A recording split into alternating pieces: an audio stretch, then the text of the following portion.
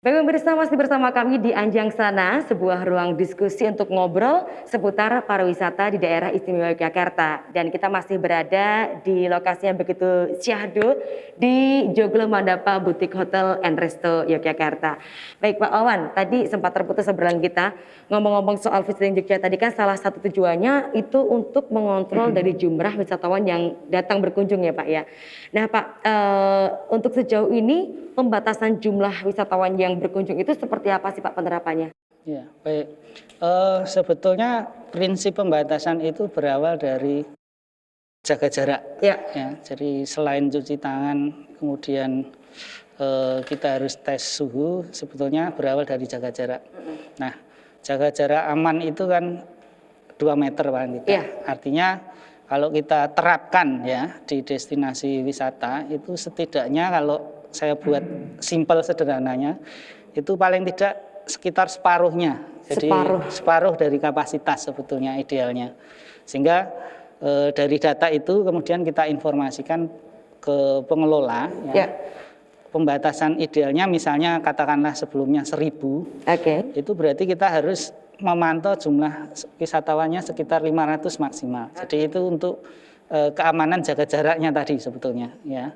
Selain itu kita buat trek jalurnya ya, seperti yang Mas Kolik ini juga sudah diatur.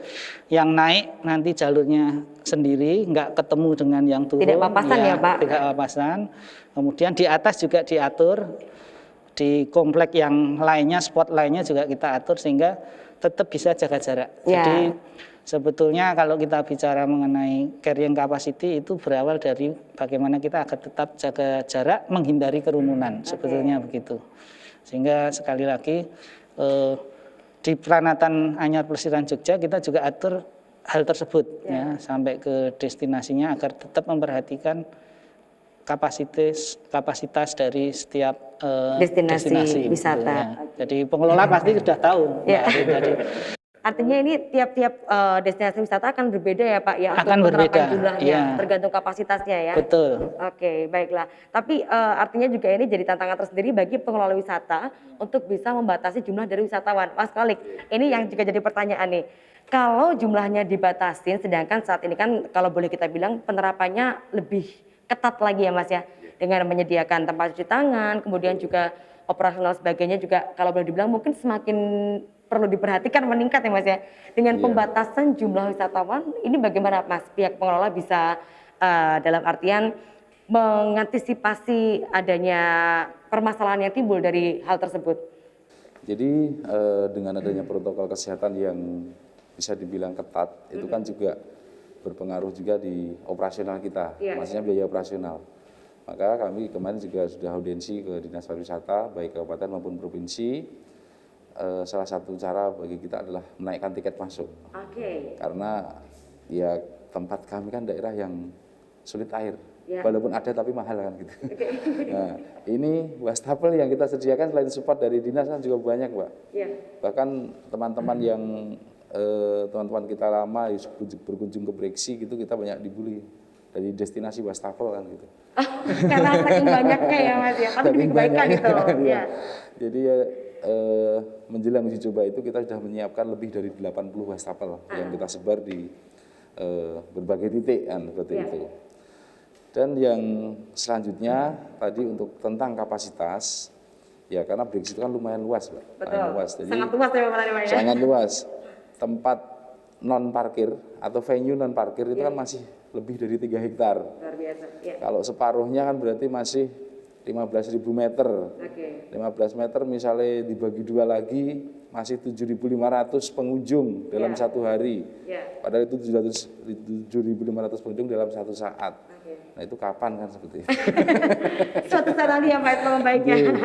Cuma kita untuk menghitung kapasitas pengunjungnya kita sangat dipermudah dengan adanya aplikasi Visiting Jogja. Jadi kita jadi tahu fix season kunjungannya jam berapa, dari jam berapa ke jam berapa. Iya bisa diprediksi dan long weekend ya Mas. Iya seperti itu. Dan misalnya 2 jam dari jam 4 sampai jam 6 itu yang kunjungan tertinggi. Kita mendistribusikan teman-teman mengatur alur pengunjung itu lewat kendaraan yang masuk Mbak. Oke. Jadi 50% kapasitas parkir. Itu kan sudah lebih dari 50% pengunjungnya kan seperti itu. Misalnya di parkir depan itu kalau biasanya bis bisa 30 unit, nah maksimal cukup 15 unit. Yang parkir atas misalnya mobil biasanya 40 unit cukup 15 sampai 20. Kan nanti pengunjung sudah tersebar sendiri tidak berkumpul di satu titik kan seperti itu. Oke, artinya juga dengan cara-cara lain yang bisa diterapkan untuk mengantisipasi kerumunan itu tadi ya Mas ya. Bahkan dari juga penerapan jalur kemudian parkiran juga bisa membantu dalam mengontrol pengunjung yang datang ke lokasi tebing Breksi. Tapi Mas Kolik, tadi jumlah wisatawan dibatasi, tetap banyak cara yang bisa dilakukan termasuk dengan menaikkan harga tiket masuk dari tebing Breksi. Bagaimana Mas ini kemarin sejauh ini proporsi yang datang yang memanfaatkan dan belum memanfaatkan aplikasi Visiting Jogja ini penerapannya untuk mengintegrasikan dua hal tersebut seperti apa Mas Kolik? Ya kalau dari kami aplikasi kan sudah jelas kami laksanakan. Karena itu awalnya memang gini Mbak, teman-teman tuh ribet kan waktu itu. Harus daftar gitu ya Mas ya? Harus daftar, harus gini ngisi. Kalau pengunjung belum mendownload aplikasi tersebut kita yang mengisikan kan seperti itu. Cuma ternyata di pengelolaan untuk jangka panjangnya lebih enak Mbak. Jadi kita sistem Mas ya. Jadi tahu pengunjung itu dari mana, umur pengunjung dari umur berapa sampai umur berapa, range-nya, terus kunjungan tertinggi di bulan apa. Kita kan jadi punya data.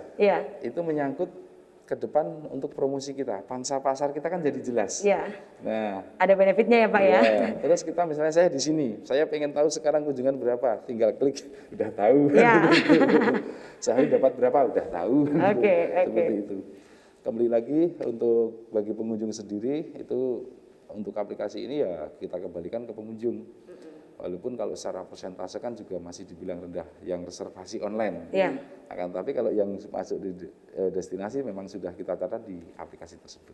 Baik. Tapi juga artinya ada nggak Mas Kolik tantangan tersendiri ketika mungkin aplikasi ini kan mungkin ada beberapa yang asing dengan aplikasi menggunakan gadget dan sebagainya. Sedangkan kalau kita melihat juga di tebing Breksi banyak masyarakat yang ikut mengelola bersama.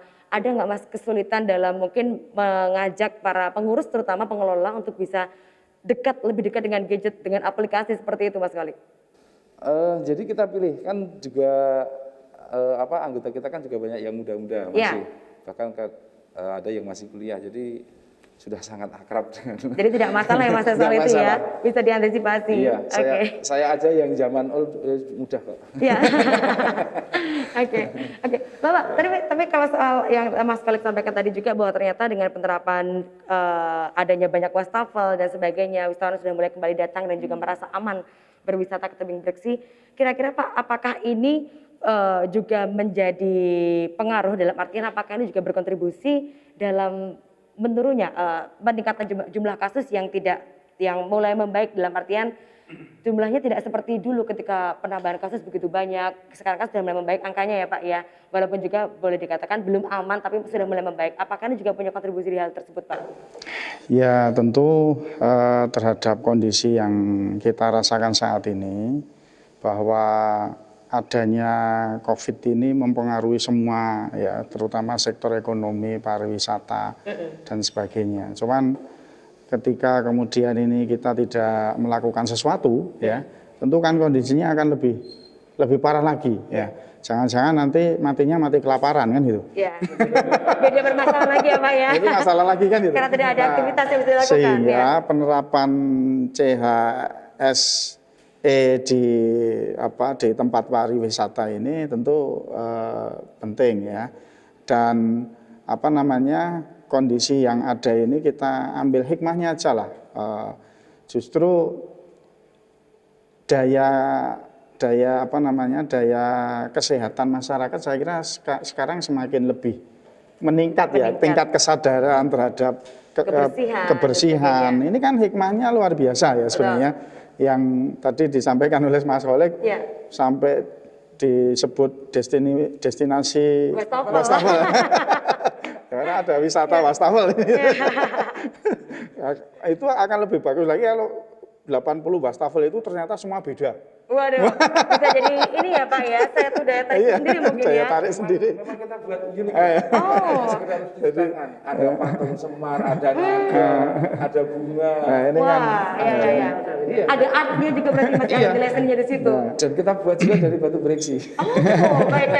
Nah, jadi Mbak, ini saya kira hikmahnya luar biasa ya. Artinya semakin meningkatkan kita semua dalam upaya hidup sehat. Ya. Nah, yang tentunya ibaratnya besok itu pandemi sudah berakhir, Ya. tentu cuci tangan dan menjaga kesehatan yang lain itu tetap harus kita lakukan. Betul. Bukan kemudian juga berhenti pandemi berakhir, menjaga kesehatannya juga berakhir kan nanti Ya. ada musibah yang lain lagi kan. Oke. Berarti artinya begini ya Pak, memang dari sebuah musibah ada hikmah yang bisa kita Ya, ambil. betul. Dan juga mungkin salah satunya concern masyarakat terhadap kesehatan melalui upaya cuci tangan, menggunakan masker mungkin akan menjadi habit baik yang kita lakukan ke depannya nanti meskipun sudah ada solusi terhadap permasalahan corona, mungkin corona berakhir tapi juga itu bisa menjadi habit yang bisa terus diterapkan oleh masyarakat terkait dengan kesehatan dan juga pariwisata di DIY khususnya. Oke, kita akan lanjutkan lagi obrolan kita setelah ini, jadi jangan kemana-mana, tetap bersama kami di Anjang Sana.